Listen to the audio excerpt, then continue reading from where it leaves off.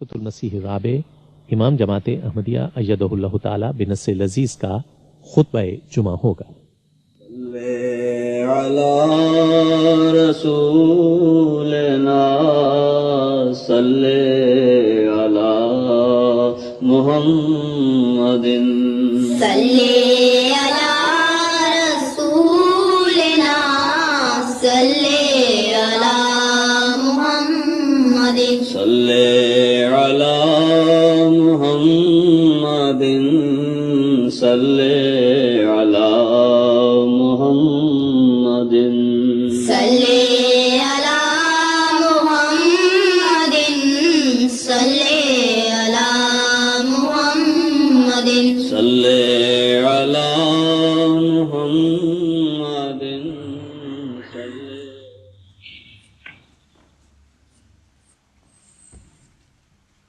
السلام علیکم ورحمۃ اللہ۔ اذان۔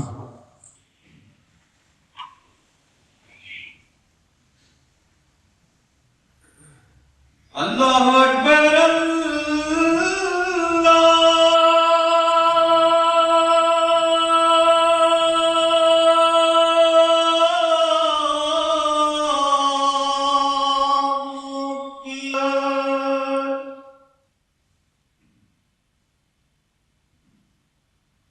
اکبر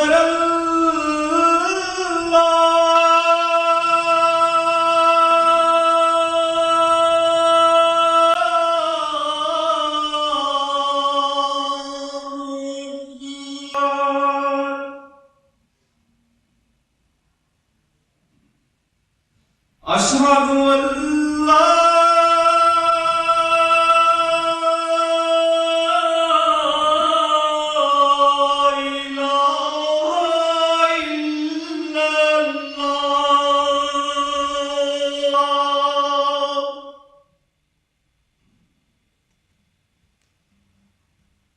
اشہد ان لا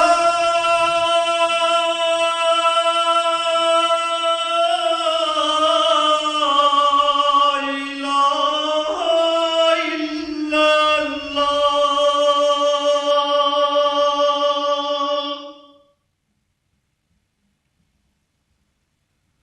اشہد ان محمد رسول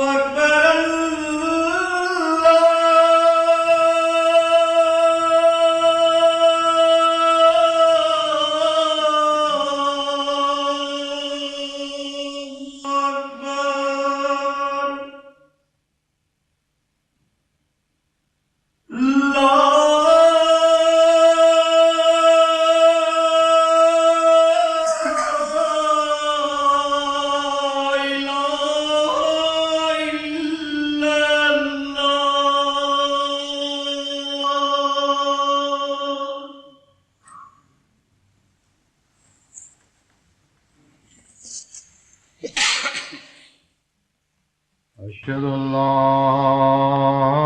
إله إلا الله وحده لا شريك له وأشهد أن محمدا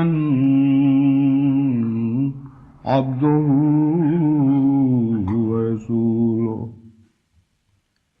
أما بعد فأعوذ بالله من الشيطان الرجيم بسم الله الرحمن الرحيم الحمد لله رب العالمين الرحمن الرحيم مالك يوم الدين إياك نعبد وإياك نستعين اهدنا الصراط المستقيم صراط الذين أنعمت عليهم غير المغضوب عليهم ولا الضالين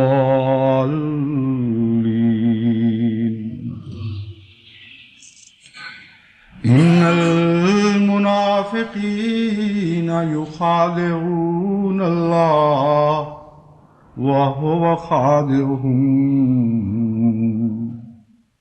وإذا قاموا إلى الصلاة قاموا كسالى يراءون الناس قاموا كسالى يراءون الناس ولا يذكرون الله إلا قليلا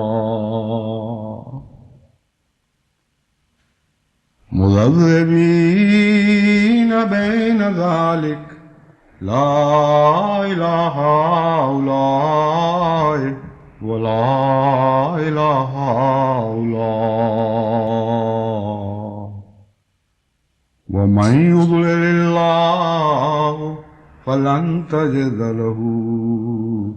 سبيلا.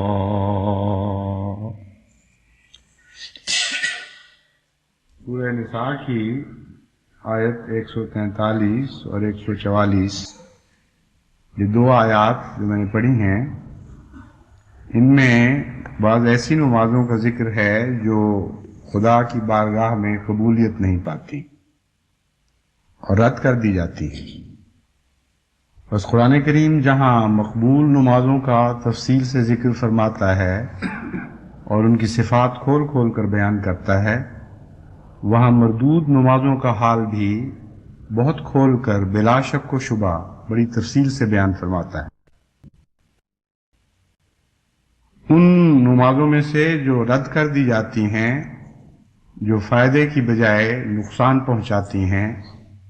جن کے متعلق یہاں تک بھی فرمایا کہ ویل للمصلین،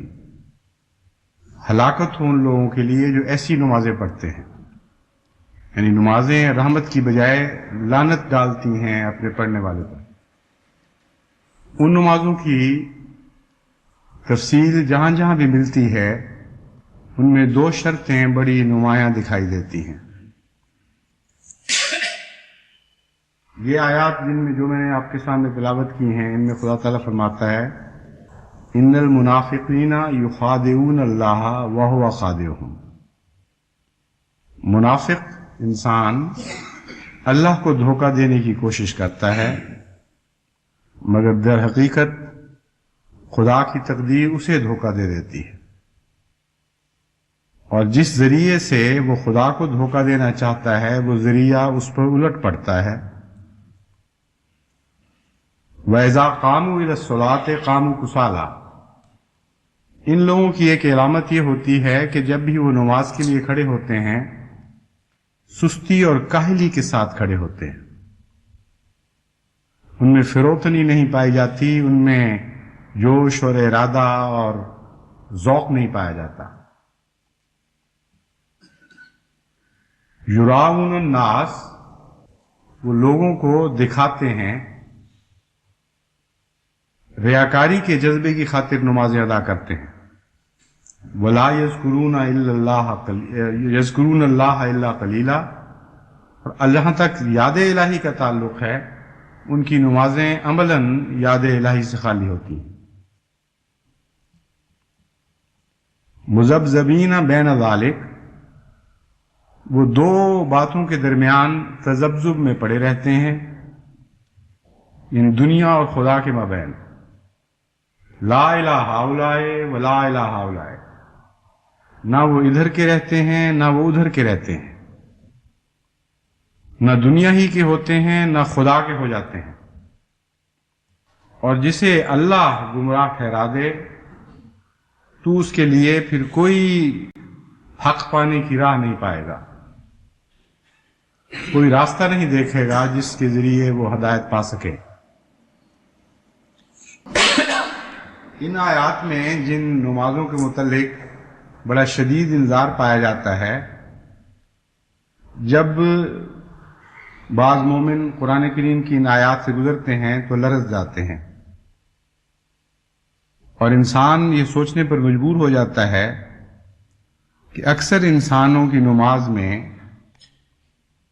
کسالہ کی حالت تو بہت کثرت کے ساتھ ملتی ہے، خواہ ریا کا پہلو اس میں ہو یا نہ ہو،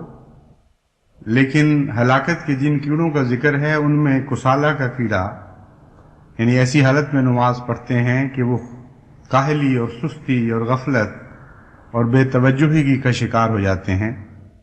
یہ تو بڑی کثرت سے عام ملتے ہیں۔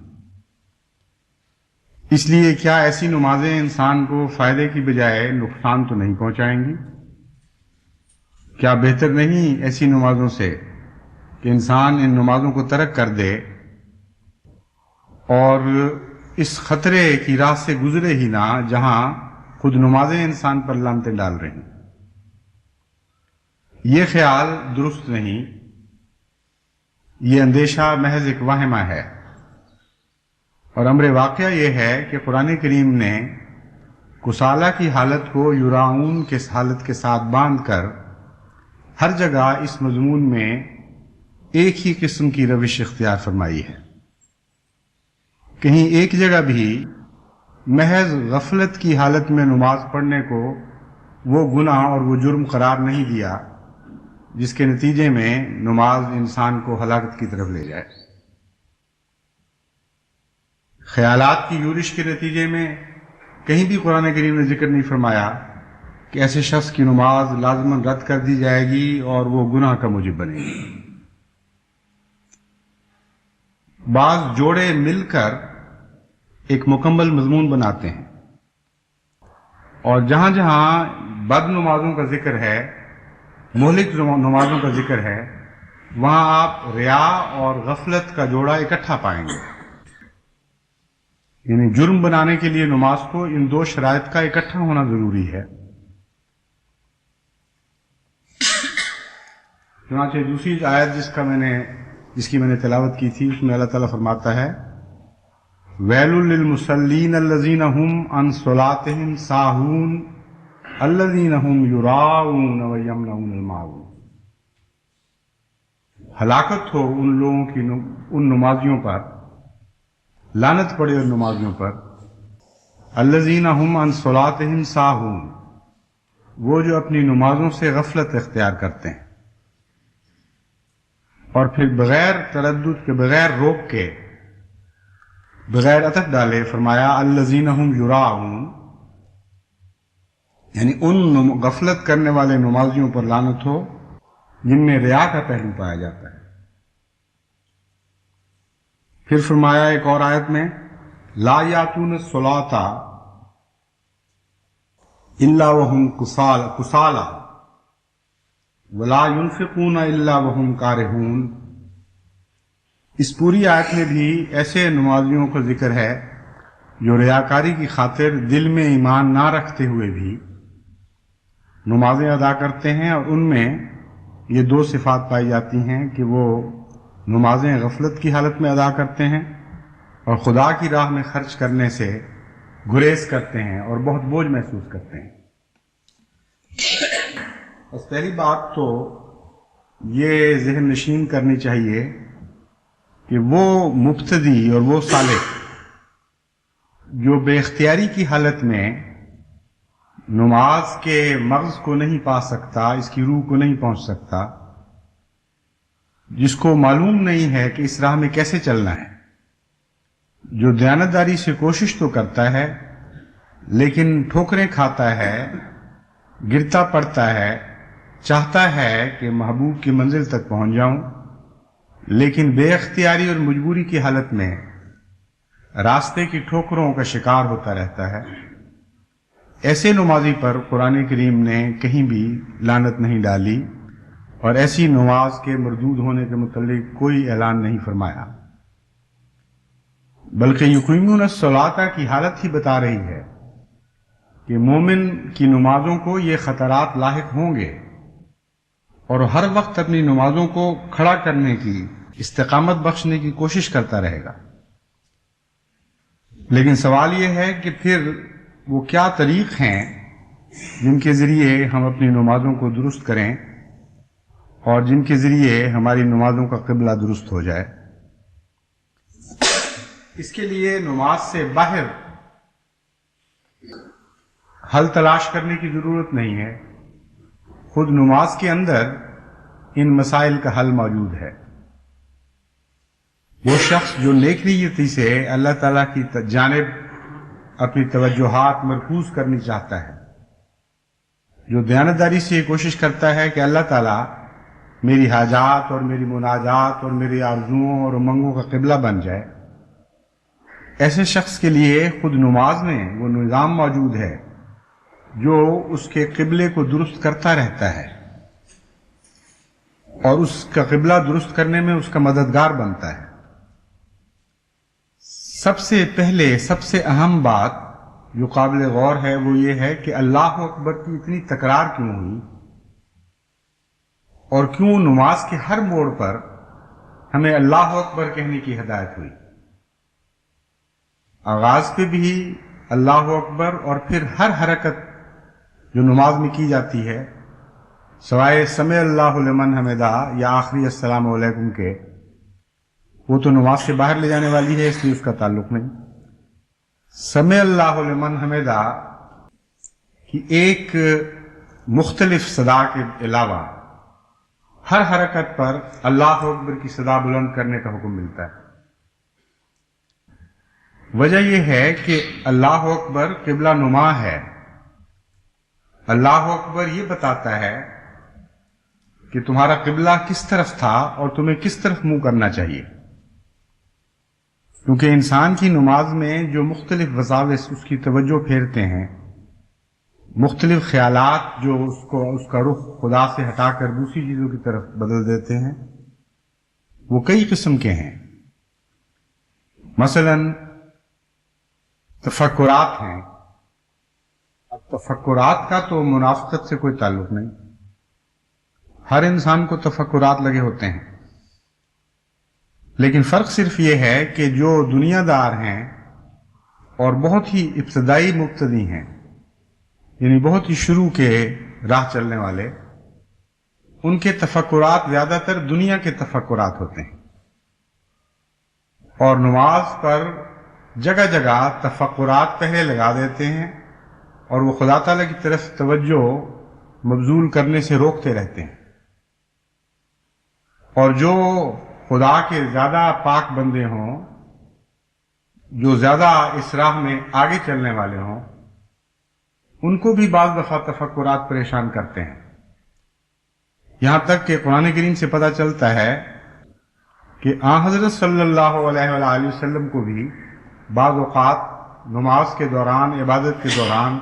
तफक्कुरात आकर घेर लेते थे। لیکن وہ تفکرات دین کے تفکرات تھے، وہ اللہ کے غم تھے، اللہ کے راستے کی فکریں تھیں۔ بس انسان بہرحال انسان ہے، اور خدا تعالیٰ کی راہ میں توجہ مرکوز کرنے کے لیے تفکرات ایک روک بنتے ہیں۔ ایک اور فرق یہ ہے کہ مبتدی کے تفکرات اس کی نماز پر غالب آ جاتے ہیں، اور خدا کی راہ میں آگے بڑھنے والے یا نمازوں میں اعلیٰ مقام حاصل کرنے والوں کے تفکرات پر وہ وجود غالب آ جایا کرتے ہیں اور جھٹک کر ان تفکرات کو پھینک دیتے ہیں۔ بس ہر موڑ پر جب آپ اللہ اکبر کی آواز بلند کرتے ہیں تو اللہ اکبر آپ کو بتاتا ہے کہ خدا سب سے بڑا ہے۔ تفکرات کی اس وجود کی نگاہ میں کوئی قیمت نہیں رہنی چاہیے جس کا خدا سے تعلق ہے۔ تفکرات خواہ وہ دنیا کے ہوں یا دین کے ہوں، اللہ اکبر دل کو تسلی بھی دیتا ہے، حوصلہ بھی دلاتا ہے، اور قبلہ بھی درست کرتا ہے۔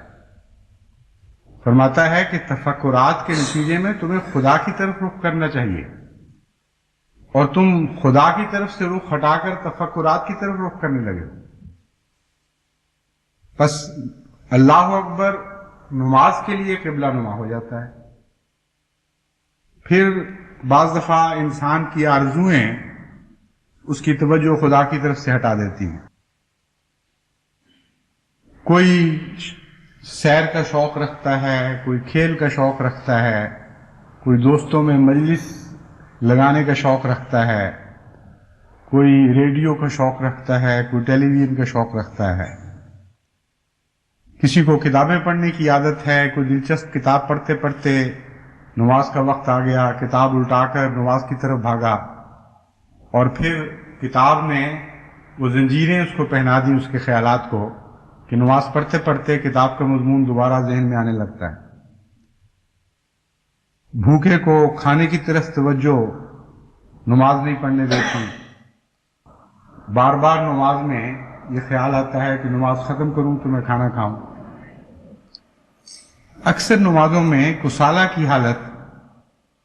انہی وجوہات سے پائی جاتی ہے،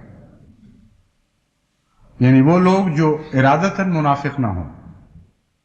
جو ارادتاً گناہ گار نہ ہوں، عملاً ان کی نماز میں بھی فی الحقیقت نفاق کا ایک رنگ تو ضرور پایا جاتا ہے، یعنی وہ رنگ جو بشری کمزوری سے تعلق رکھتا ہے، اور اس کے نتیجے میں بار بار دیگر توجہات انسان کا چہرہ اپنی طرف موڑ لیتی ہیں۔ بس اللہ اکبر کی تکرار ہر ایسے موقع پر الگ الگ معنی لے کر آپ کے سامنے آئے گی۔ اللہ اکبر بتائے گا کہ تم تو کہتے تھے خدا سب سے بڑا ہے، اب تمہیں کھانا سب سے بڑا لگ رہا ہے۔ تم تو کہتے تھے کہ خدا سب سے بڑا ہے، اب تمہیں ٹیلی ویژن سب سے بڑی لگ رہی ہے۔ تم تو کہتے تھے خدا سب سے بڑا ہے، اب تمہیں ریڈیو بہت بڑا لگنے لگ گیا ہے۔ تم تو کہتے تھے خدا سب سے بڑا ہے، اب فلاں کھیل تمہیں زیادہ بڑی لگنے لگی، دوستوں کی مجلس زیادہ بڑی محسوس ہو رہی ہے۔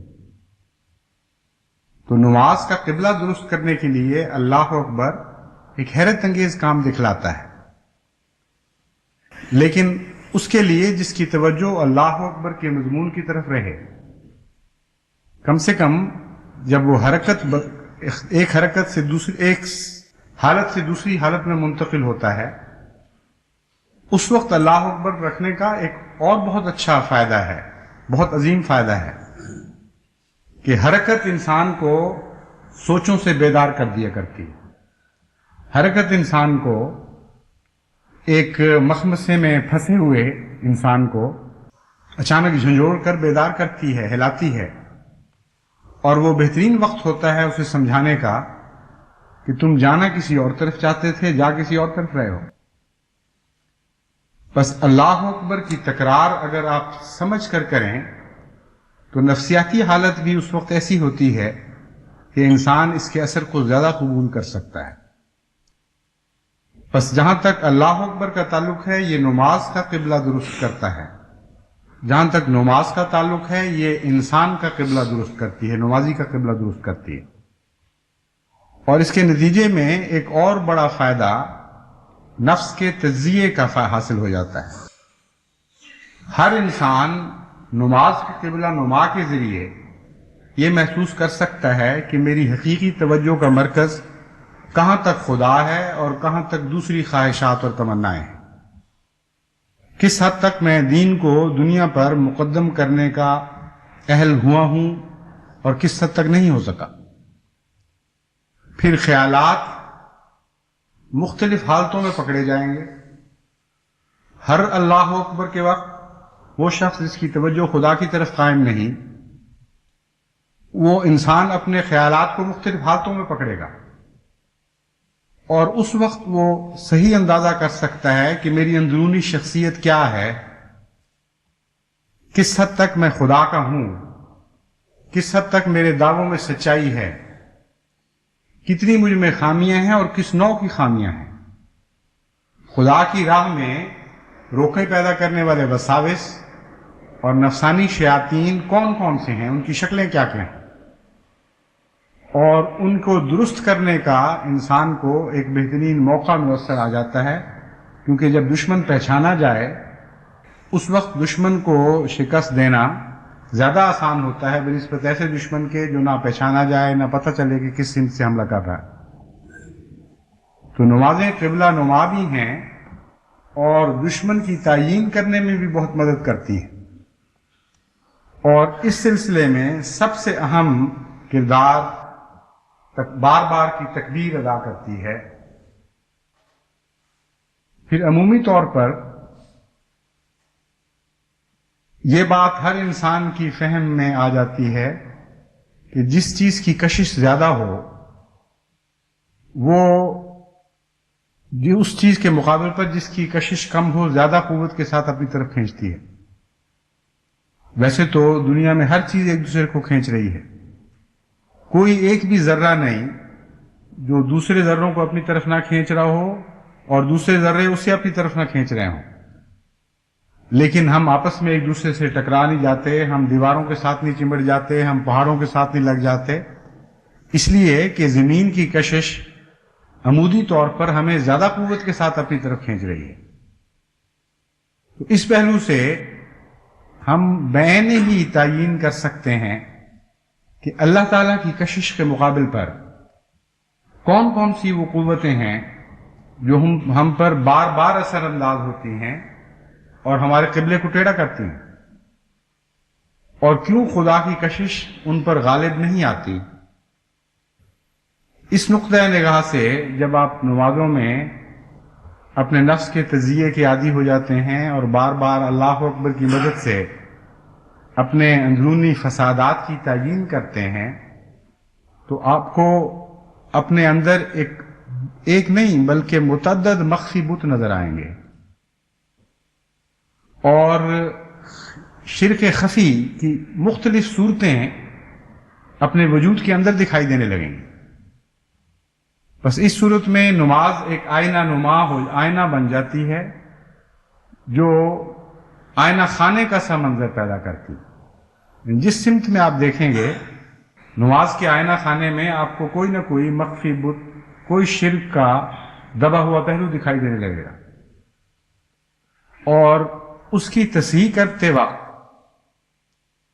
آپ ہر کوشش کے بعد نسبتاً زیادہ مواحد بنتے چلے جائیں گے، زیادہ خدا کے قریب ہوتے چلے جائیں گے۔ بس یہ جو حرکت ہے خدا کی جانب، یہ وہ مقبول چیز ہے جو کمزور انسان کی نماز میں بھی کمزور انسان کی نماز کو قبولیت کے مقام تک پہنچاتی رہتی۔ اس لیے یہ خیال، یہ وہم باطل ہے کہ ایک کمزور انسان کی نماز کلیتاً رد کر دی جاتی ہے، اس لیے اسے پڑھنے کی ضرورت نہیں۔ اگر کوشش اور جد و جہد کے ساتھ انسان نماز پڑھتا ہے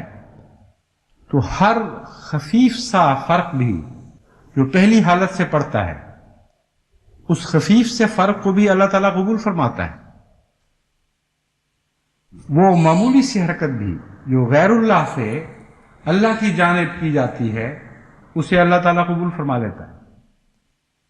اسی لیے قرآن کریم میں اللہ تعالیٰ فرماتا ہے وَمَن يَعْمَلْ مِثْقَالَ ذَرَّةٍ خَيْرًا يَرَهُ وَمَن يَعْمَلْ مِثْقَالَ ذَرَّةٍ شَرًّا يَرَهُ، کہ تم جانتے نہیں کہ خدا تعالیٰ کتنا لطیف اور خبیر ہے اور کتنا اپنے بندوں کو نوازنے والا ہے. معمولی سے معمولی ذرہ سے ذرہ بھی نیکی جو تم کرتے ہو وہ بھی ضائع نہیں جاتی، وہ بھی خدا کی راہ میں مقبول ہو جاتی. بس ایک لمبی جد و جہد جو نمازی دیانتداری سے خدا کی جانب اپنا رخ درست کرنے کے لیے کرتا ہے، اس کا ہر پہلو اسے خدا کے قریب کر رہا ہوتا ہے. اس کی ہر آئندہ نماز پہلے کی نسبت زیادہ سنورتی چلی جاتی ہے. اس لیے نماز تو ایک بہت ہی عظیم الشان جہاد ہے، بہت ہی وسیع جہاد ہے، جو بہت لمبا عرصہ ایک زندگی چھوڑ کر اگر مسلسل کئی زندگیاں انسان کو ملیں اور وہ یہ جہاد کرتا چلا جائے تب بھی اس کا دوسرا کنارہ نہیں آئے گا. لیکن اس تمام جہاد کے دوران جسے خواہ ساری انسانی عمر پہ بھی پھیلا دیا جائے تب بھی کوئی ایک مقام بھی ایسا نہیں آئے گا جہاں وہ کھڑا ہو جائے، کیونکہ اس کی نماز کی حالت درست کرنے کے لیے خود نماز میں ایسے مواجہ موجود ہیں، ایسے محرکات موجود ہیں جو ہر وقت اس کو ایک نیا حسن عطا کرتے چلے جاتے ہیں. دوسرا پہلو جس کی طرف نظر کرنے سے نماز کو بہتر بنانے کی راہ ملتی ہے،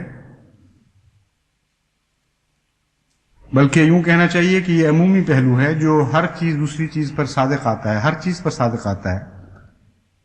کہ نماز کے ہر حصے میں جو کچھ پڑھا جاتا ہے اس پر انسان غور کرے، اور اس غور کے درمیان اسے بہت سی باتیں ملنی شروع ہو جائیں گی. نماز کی حالت میں نماز کے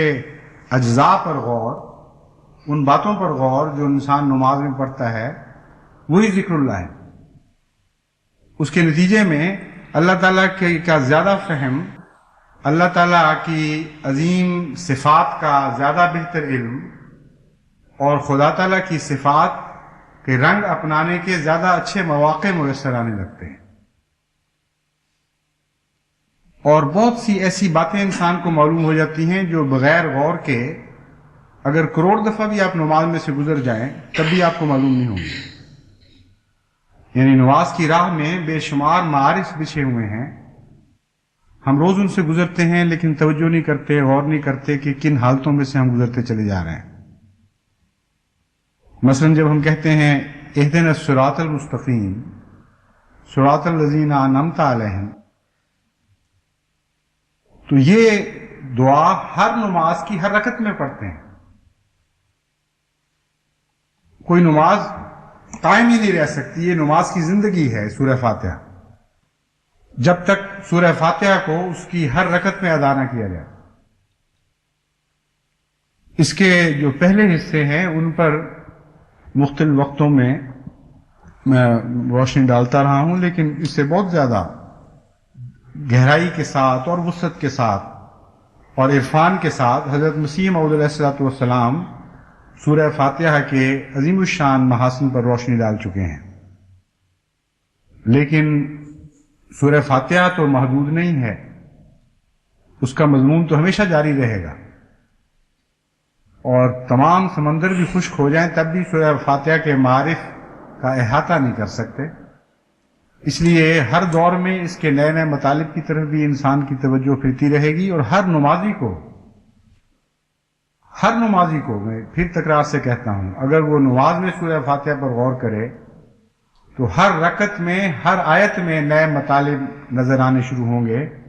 جو اس کی اپنی کیفیات اور اپنی حالتوں کے مطابق ہوں گے. اور یہ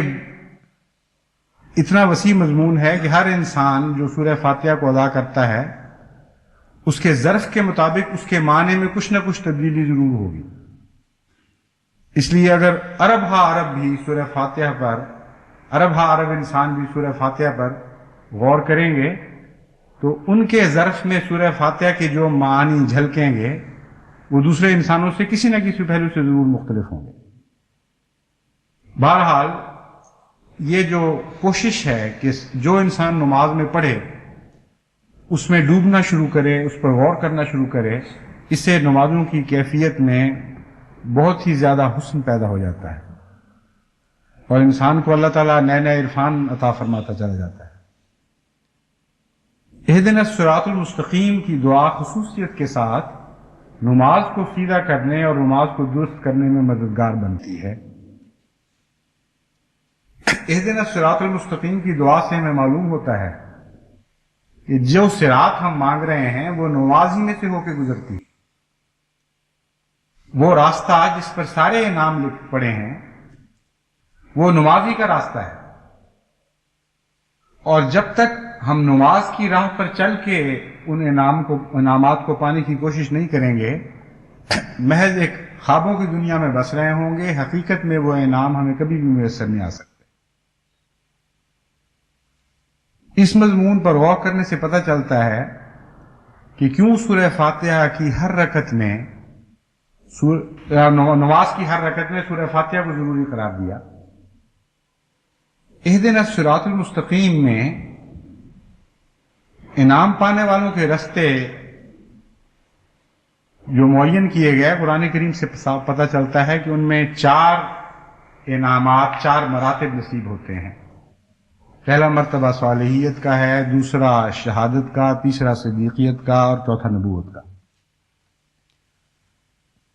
تو نماز جس حد تک درست ہوگی اور سنورے گی، اس حد تک انسان درجہ بدرجہ ان مراتب کے قریب ہوتا چلا جائے گا یا ان کو پاتا چلا جائے گا۔ بس یاد رکھیں، اگر آپ کی نماز صالح نہیں ہے تو آپ اس رستے پر نہیں چل رہے جس پر صالحیت کا انعام پڑا ہوا ہے۔ نماز صالح ہوگی تو آپ صالح کہلائیں گے، اگر نماز فاسد رہے گی تو وہ انسان جو فاسد نماز پڑھتا ہے وہ صالح نہیں بن سکتا۔ اس لیے ایک ذرہ بھی نماز سے باہر نعمت نہیں ہے، ساری نعمتیں نماز کے اندر آ گئی ہیں۔ شہادت کے متعلق عموماً یہ تصور پایا جاتا ہے کہ گویا صرف خدا کی راہ میں جان دینے کا نام شہادت ہے، حالانکہ بعض اوقات جان ایسی حالت میں بھی لی جاتی ہے خدا کی راہ میں جب انسان بے اختیار ہوتا ہے، مجبور ہوتا ہے۔ جاتی تو خدا کی راہ میں ہی ہے، مگر کسی حملہ کرنے والے نے حملہ کر دیا، اس میں انسان بے بس تھا، مجبور تھا، موت کی منہ میں آنکھیں ڈال کر اس کی طرف بڑھتے ہوئے جان دینا اور چیز ہے، اور خدا کی راہ میں خدا کی خاطر ویسے مر جانا اور چیز ہے۔ تو شہادت کے بھی بہت سے مراتب ہیں، یعنی ہر شہید کا مقام ایک نہیں رہتا۔ اسی لیے حضرت صاحب عبداللطیف صاحب شہید کی شہادت کے اوپر حضرت مسیح موعود علیہ الصلوۃ والسلام نے ایک کتاب لکھی، اور اس کو پڑھنے سے پتہ چلتا ہے کہ بظاہر ایک لقب ہے شہادت، لیکن اس کے اندر بھی اتنے مراتب ہیں کہ وہ سفر بھی لگتا ہے کہ کبھی ختم ہی نہیں ہو سکتا۔ یعنی یہ نہیں ہے کہ آپ صالحیت میں داخل ہوئے اور اچانک صالحیت ختم ہوئی اور پھر شہادت کی طرف چل پڑے۔ ایک لمبا دور ہے صالحیت کا جو بعض دفعہ انسان کی ساری زندگی پر حاوی ہوتا ہے، تب بھی صالحیت کے اندر بھی انسان کا سفر ختم نہیں ہوتا اور اگلے مقام کی باری نہیں آتی۔ تو وہ شہادت بھی ہے جو جان دینے سے ملتی ہے، لیکن اس کے پیچھے ایک روح ہے، اگر وہ روح موجود نہ ہو تو وہ شہادت نہیں ہے۔ اور شہید نام اس لیے رکھا گیا ہے کہ شہید ہونے والا خدا کو روبرو دیکھ رہا ہوتا ہے اور جانتا ہے کہ میرا ایک خدا ہے جس کی طرف میں جاؤں گا۔ جس حد تک یہ حضوری کا مقام کسی کو نصیب ہوتا ہے، جس حد تک اس کی اس گواہی میں قوت پائی جاتی ہے اور ذاتی تجربہ پایا جاتا ہے کہ ہاں ایک خدا ہے، اس حد تک شہادت کا مقام بلند تر ہوتا چلا جاتا ہے۔ اور پھر یہ مقام ایک ایسا مقام ہے جو خدا کی راہ میں ایک دم جان دینے کے سوا بھی ملتا ہے۔ اور یہ غلط ہے کہ صرف جان دینے والوں کو شہید کہا جاتا ہے۔ انبیاء بھی شہید ہوتے ہیں، اور انبیاء میں صالحیت اور شہادت اور صدیقیت اور نبوت، یہ چاروں مراتب الگ الگ نہیں ہوا کرتے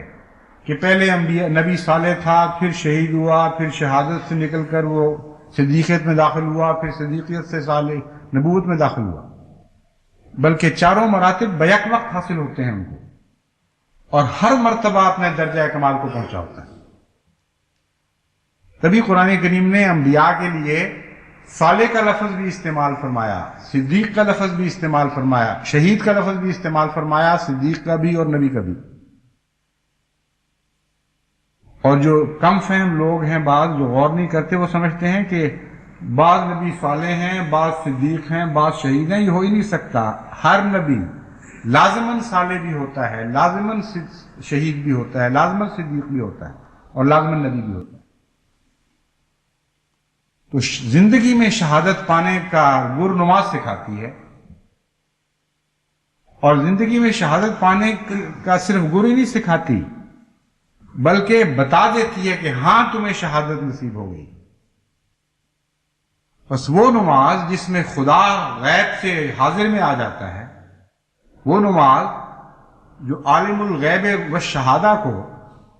عالم غیب سے عالم شہود میں اتار دیتی ہے، وہی نماز ہے جو شہادت کا مقام رکھتی ہے، اور وہی نماز ہے جو نمازی کو شہید بنا دیتی ہے۔ پھر خواہ اس کی جان خدا کی راہ میں جائے یا نہ جائے، اس کا اٹھنا بیٹھنا، اس کا مرنا جینا، سب کچھ خدا کے لیے ہو جاتا ہے۔ بس نماز کے ذریعے آپ کو شہادت بھی نصیب ہوگی، اور جب تک نماز کی شہادت نصیب نہیں ہوتی، باقی شہادتیں اس کے مقابل پر کوئی بھی معنی نہیں رکھتی۔ اور وہ شہادت، جیسا کہ میں نے پہلے ذکر کیا ہے، حضرت صلی اللہ علیہ وآلہ وسلم کے ارشاد کے مطابق احسان کے نتیجے میں ملتی ہے۔ جب آپ توجہات کو درست کر لیں، جس کے لیے ایک بڑی لمبی محنت چاہیے، اور لمبی محنت کے بعد بھی خطرے سے خالی پھر بھی نہیں رہیں گے، اعلیٰ مقام پر پہنچیں گے تو اعلیٰ قسم کے وساوس آپ پر حملہ کریں گے، لیکن کریں گے ضرور۔ جب اس حالت کو درست کریں اور اس حالت کے دوران خدا کے حضور حاضر ہونے کی حالت پیدا کر لیں، گویا خدا کو دیکھ رہے ہیں اور خدا آپ کو دیکھ رہا ہے،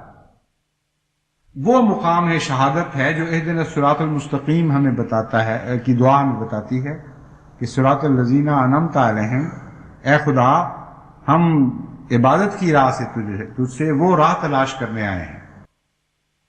جو راہ ان چاروں مقامات تک بالآخر انسان کو پہنچا دیتی ہے۔ بس صدیقیت بھی اسی مقام کے آخر پر ہے، اسی عبادت کے آخر پر تو نہیں کہنا چاہیے، آخری مقام سے پہلے ایک مقام آتا ہے، اور وہ مقام بھی کوئی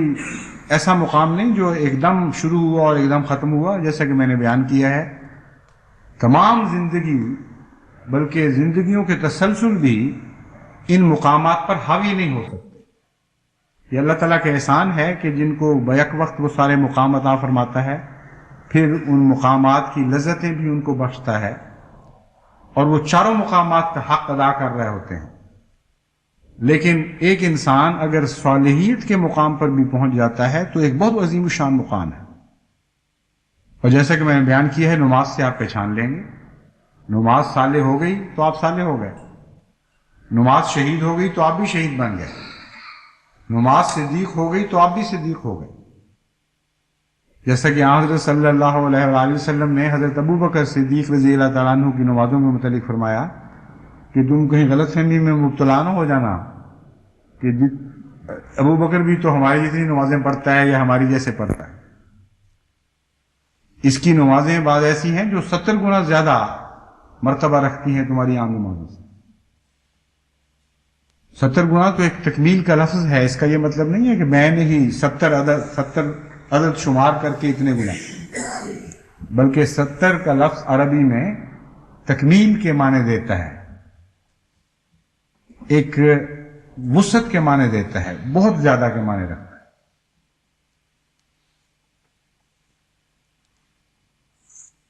دوسرا حصہ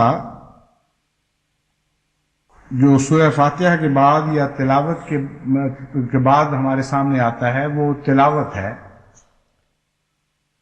اب تلاوت کے لیے بھی انسان کو ایک سے زیادہ آیات مختلف نمازوں کے لیے یاد رکھنی چاہیے. عموماً بچپن میں جب ہم نمازیں سکھاتے ہیں تو بچوں کو قل هو اللہ احد سکھا کر یہ بتا دیا جاتا ہے کہ سورہ فاتحہ کے بعد ان 2 رکعتوں میں قل هو اللہ پڑھ لینا، اور بعد میں آخری 2 رکعتیں اگر ہوں تو ان میں بغیر اس کے قل هو اللہ کی بھی نماز ہوگی. لیکن یہ سمجھایا نہیں جاتا، یعنی اس توجہ اور شدت کے ساتھ نہیں سمجھایا جاتا کہ یہ کم سے کم ہے اور اس سے زیادہ تمہیں یاد کرنا چاہیے، کیونکہ نماز کی حالت میں تلاوت ایک اور مان رنگ رکھتی ہے. نماز کے بغیر تلاوت ایک اور رنگ رکھتی ہے. اور قرآن کریم نے جب یہ فرمایا وَإِنَّ قُرْآنَ الْفَجْرِ وَقُرْآنَ الْفَجْرِ إِنَّ قُرْآنَ الْفَجْرِ كَانَ مَشْهُودًا، تو یہاں تہجد کی نماز کی تلاوت مراد ہے، جو فجر کی نماز کی تلاوت مراد ہے. چنانچہ حضرت صلی اللہ علیہ وآلہ وسلم فجر کی نماز کی تلاوت کو بہت لمبا کیا کرتے تھے، اور صحابہ بھی آپ کے رنگ میں فجر کی نماز کی تلاوت کو بہت لمبا کرنے کے عادی ہوتے تھے. بس اگر اتنا لمبا نہ بھی صحیح تو کیوں فرق کیا گیا؟ حضرت صلی اللہ علیہ وآلہ وسلم نے کیوں فرق کیا باقی نمازوں کی تلاوتوں کے مقابل پر؟ صبح کی نماز کی تلاوت کو کیوں لمبا کیا؟ اس لیے کہ آپ سمجھتے تھے کہ قرآن کریم کیا فرماتا ہے. وہاں قرآن الفجر سے مراد محض عام تلاوت نہیں، بلکہ فجر کی نماز میں قرآن کی تلاوت ہے، جو اگر فجر کے مضمون کو لمبا کیا جائے تو فجر سے پہلے کے تہجد کی تلاوت پر بھی اطلاق پا سکتا ہے. تو تلاوت کے رنگ بدلنے چاہیے، تلاوت میں تنوع پیدا کرنا چاہیے، اور جب آپ تلاوت کے مضمون میں داخل ہوں گے تو ہر آیت جو آپ چنتے ہیں وہ اپنے ساتھ ایک نیا پیغام لے کر آئے گی، ایک نیا مضمون آپ پر کھولنا شروع کرے گی. بس اپنے بچوں کو ایک سے زیادہ صورتیں یاد کرائیں، خواہ مختصر ہوں، اور معنی کے ساتھ یاد کرائیں،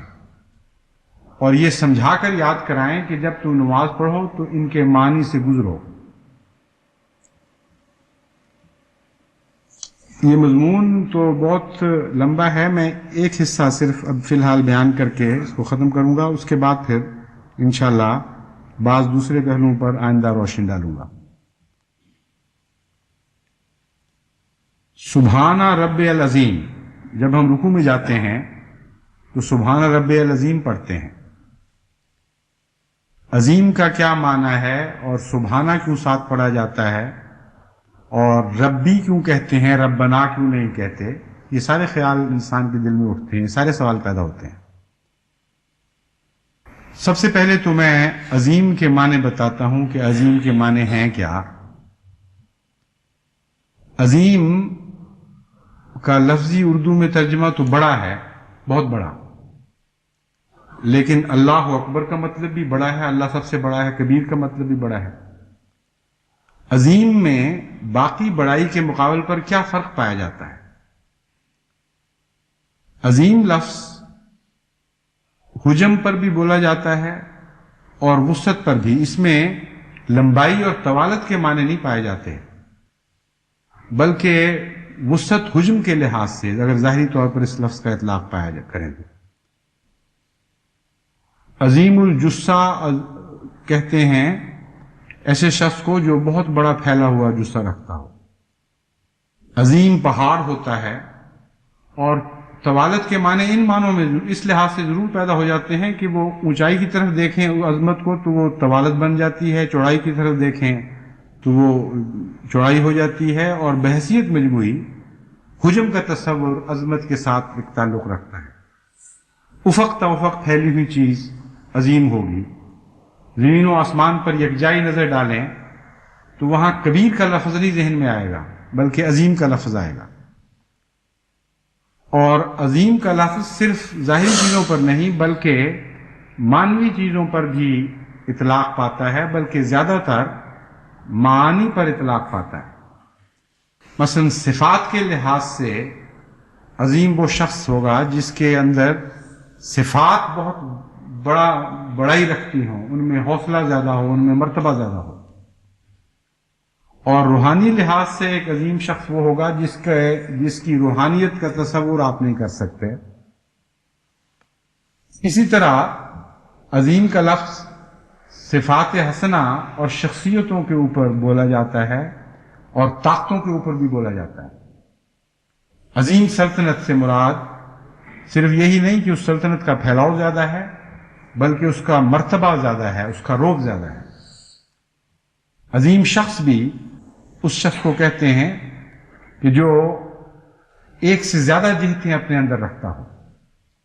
صرف ایک جہت میں ترقی نہ کرتا ہو یا ایک جہت میں اس نے عظمت بڑائی حاصل نہ کی ہو، بلکہ ایک سے زیادہ جہتوں میں اس نے بڑائی حاصل کر لی. ہر دفعہ جب عظیم کا لفظ بولا جاتا ہے تو اس میں مقابلے کا معنی کوئی نہیں ہوتا، جو علو کے ساتھ علو میں پایا جاتا ہے. لیکن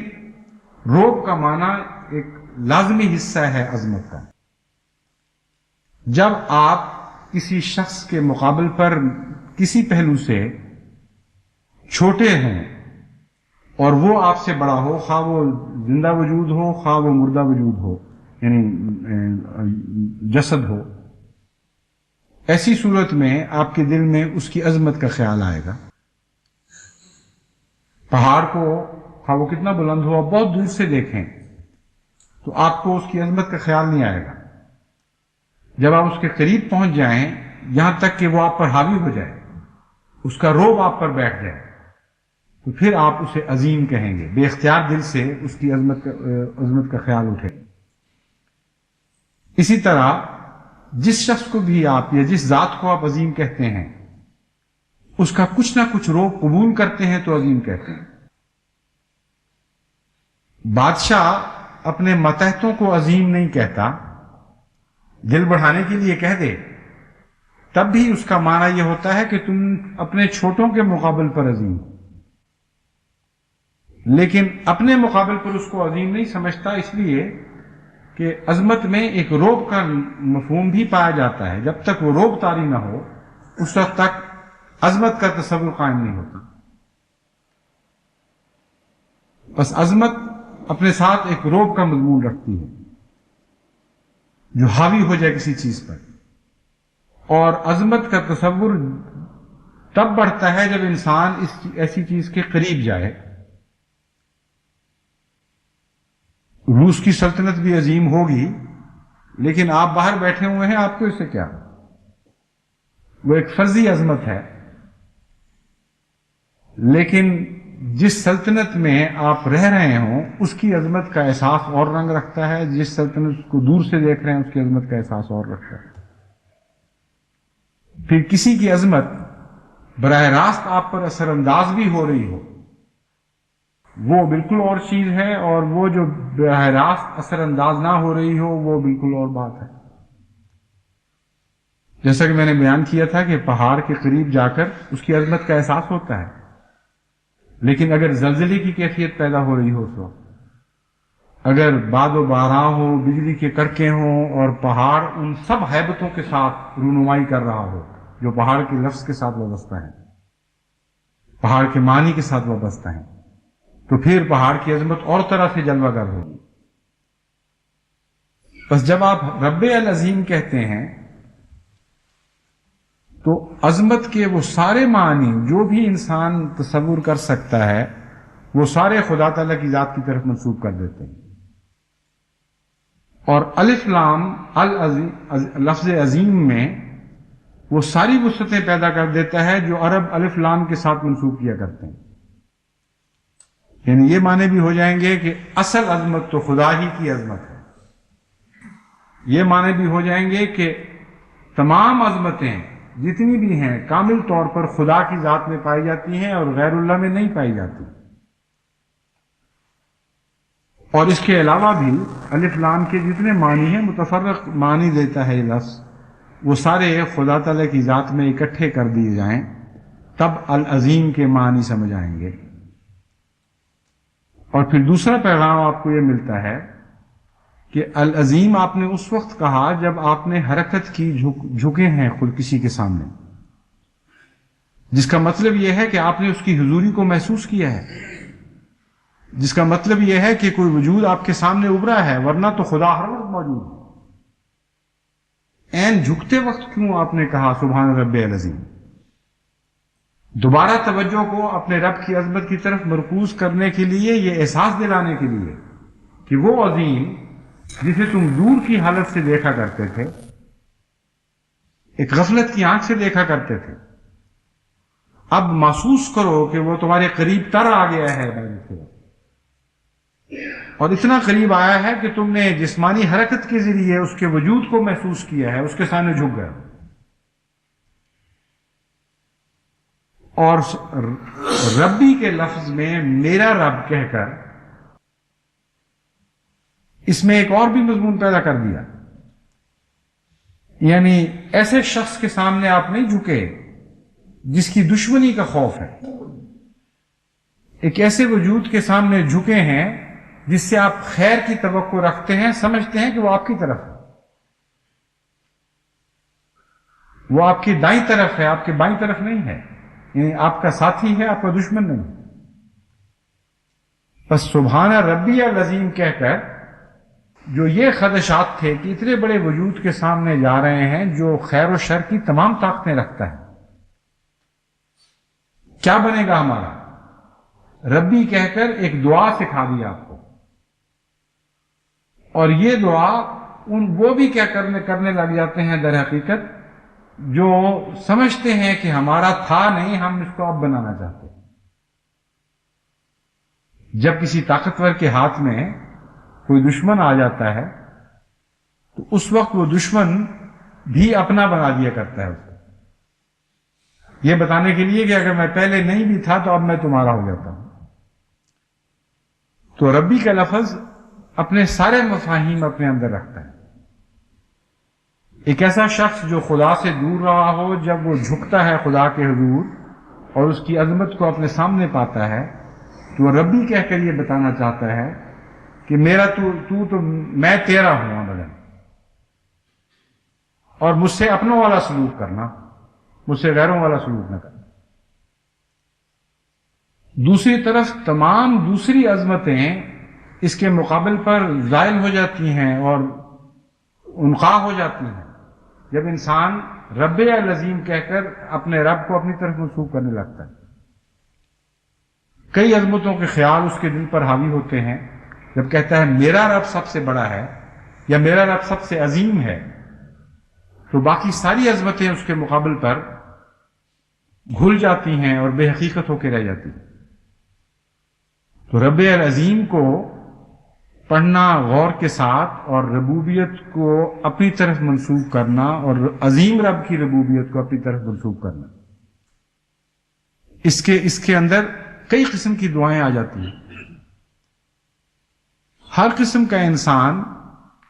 دنیا میں کسی نہ کسی عظمت کے ساتھ واسطہ ضرور رکھتا ہے،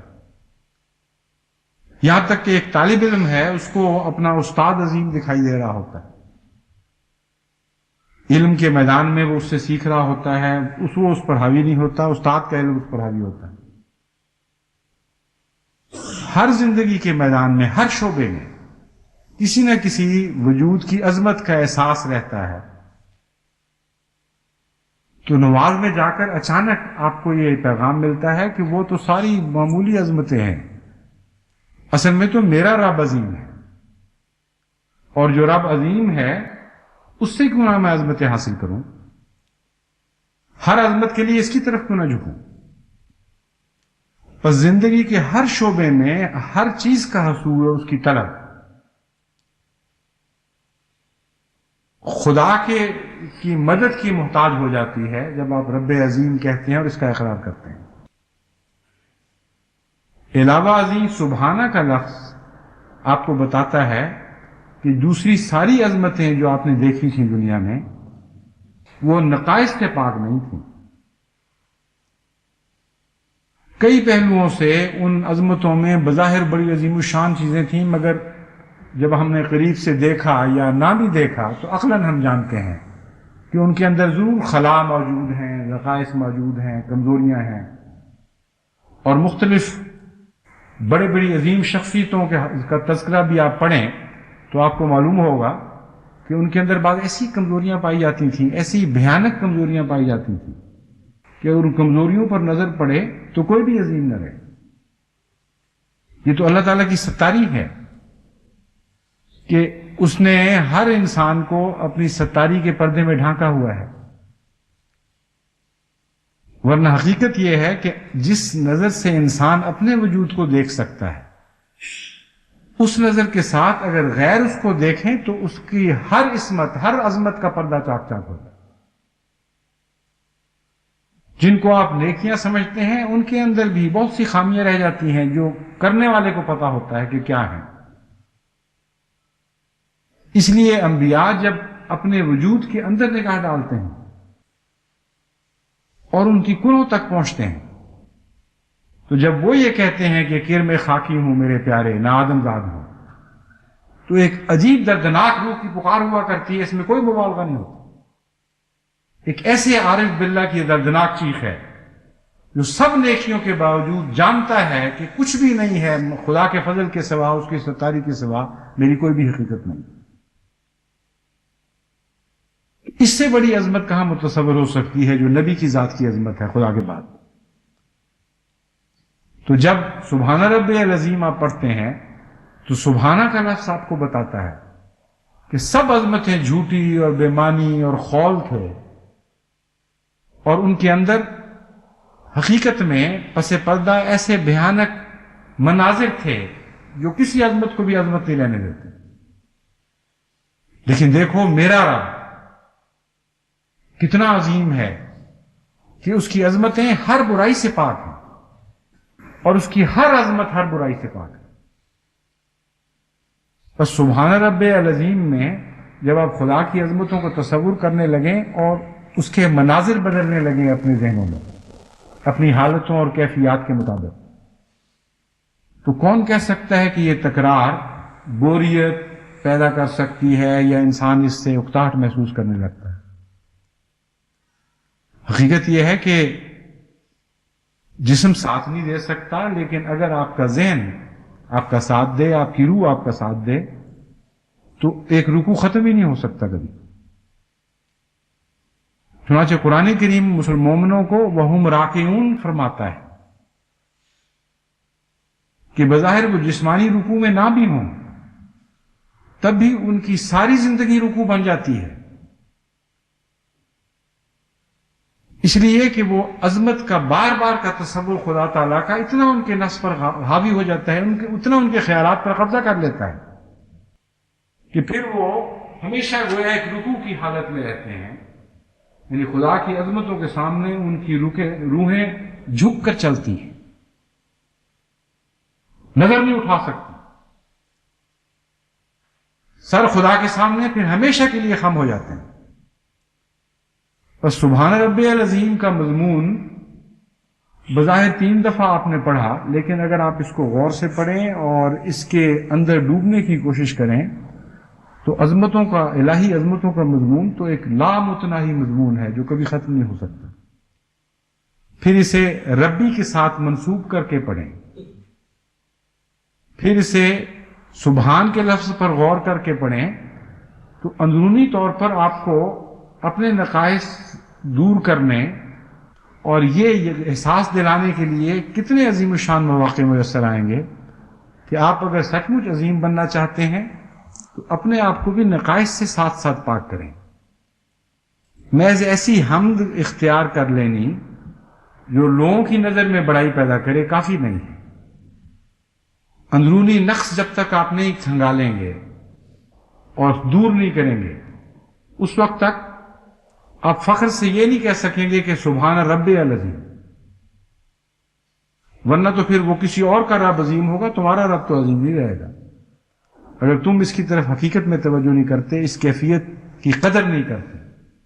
اور اسے پیار کی نظر سے نہیں دیکھتے، یعنی عظمت وہ جو خرابیوں سے پاک ہو۔ تو ایک 2 رخا ترقی کا راستہ کھلتا ہے جس پہ انسان بیک وقت سفر کر سکتا ہے،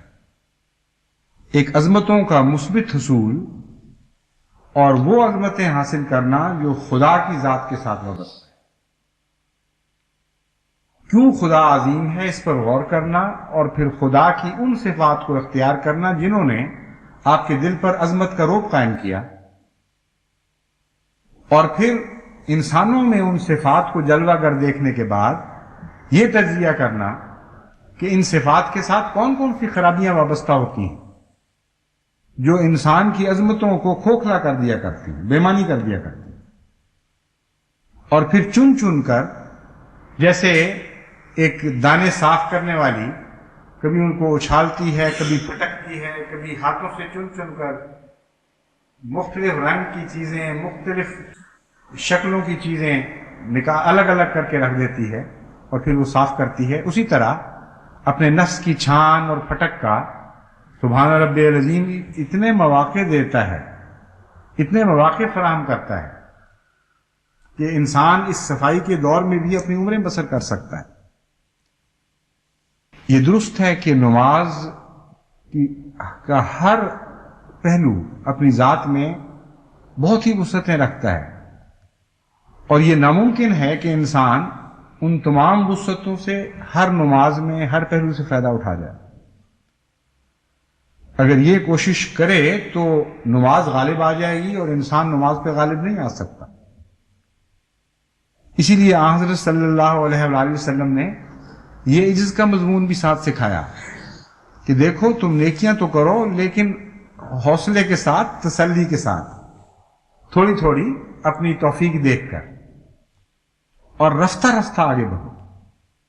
کچھ تھوڑا سا آرام کر لیا، کچھ قیلولہ کر لیا، کبھی صبح چلے، کبھی شام کو چلے، کبھی موسم کا خیال کر لیا، کبھی مزاج کا خیال کر لیا۔ ان سارے امور کو مد نظر رکھتے ہوئے فرمایا تم تسلی اور حوصلے سے قدم بڑھانا،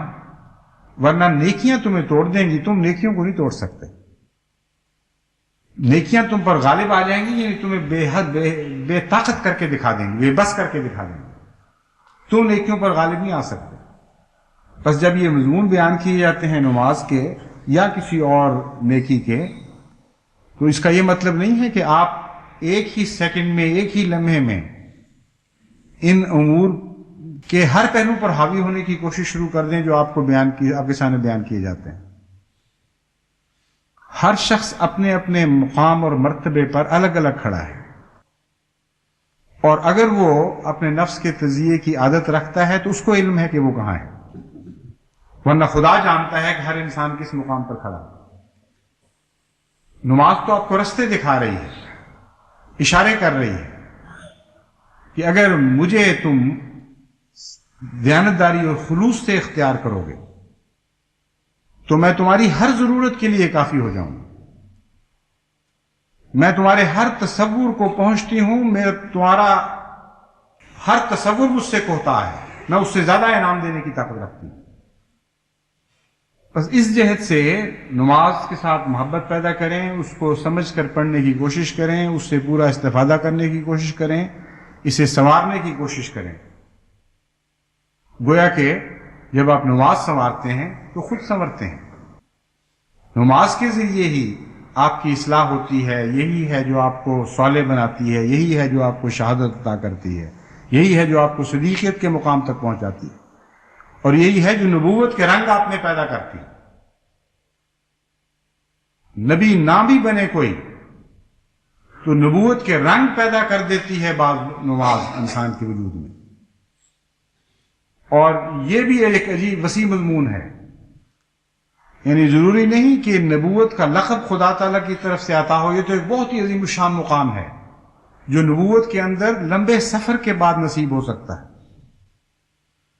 لیکن اس کے سوا نبوت کے جہاں تک رنگوں کا تعلق ہے وہ تو ہر طرف پھیلے پڑے ہیں مومنوں کی جماعت میں۔ بس صالحیت سے گزرتے ہوئے نبوت کے رنگوں تک پہنچانے کے لیے بھی نماز ہی ضروری ہے۔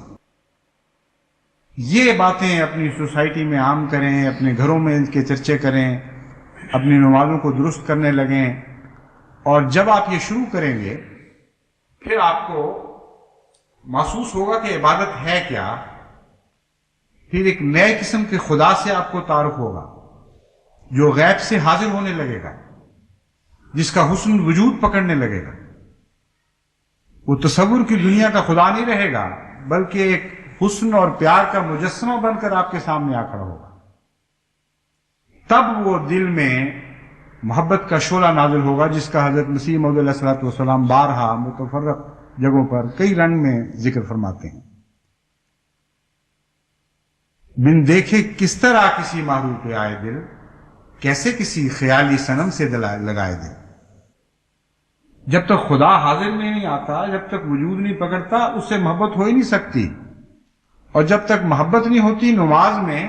وہ ولولہ اور وہ زندگی اور وہ جان پیدا نہیں ہوتی جس سے نماز خود بخود قائم ہو جایا کرتی۔ اس کی راہ میں ابھی بہت سی مشکلات ہیں، بہت سی روکیں ہیں، بہت سی محنتیں کرنی پڑیں گی، بہت سی جد و جہد کرنی پڑے گی، لیکن دعاؤں کے ساتھ اور صبر اور استقامت کے ساتھ اگر آپ یہ کوشش کریں گے تو انشاءاللہ تعالی ہم میں سے ہر شخص اپنی ہر نماز کی ہر حرکت کے ذریعے اپنے رب کے پہلے سے زیادہ قریب تر ہوتا چلا جائے گا۔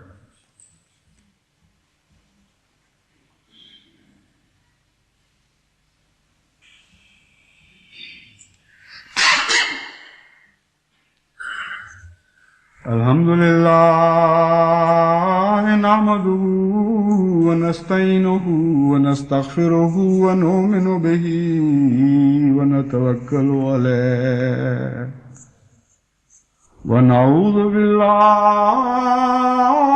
من شرور انفسنا ومن سیئات اعمالنا من يهده الله فلا مضل له ومن يضلل فلا هادي له ونشهد أن لا إله إلا الله وحده لا شريك له ونشهد أن محمدا عبده